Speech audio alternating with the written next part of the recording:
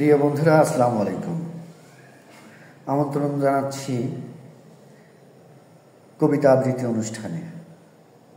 এখন যে কবিতা আবৃত্তি করছি সেটা আমার নিজের লেখা কবিতা। কবিতার নাম ঘর দখল। এই কবিতাটা লিখেছিলাম 2016 সালে আগস্টের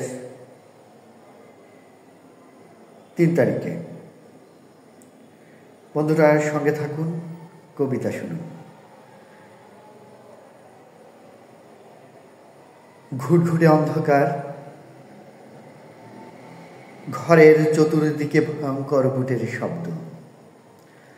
হঠাৎ করে ঘরের দ্বার ভেঙে ঢুকে পড়ল কালো কোট পরিহিত কিছু ব্যক্তি।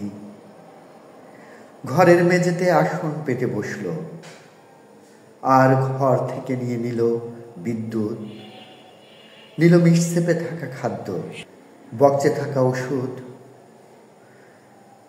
আলনাতে গচ্ছিত থাকা বস্ত্র, আলমারিতে থাকা জমানো অর্থ, বুক সেলফে থাকা বই।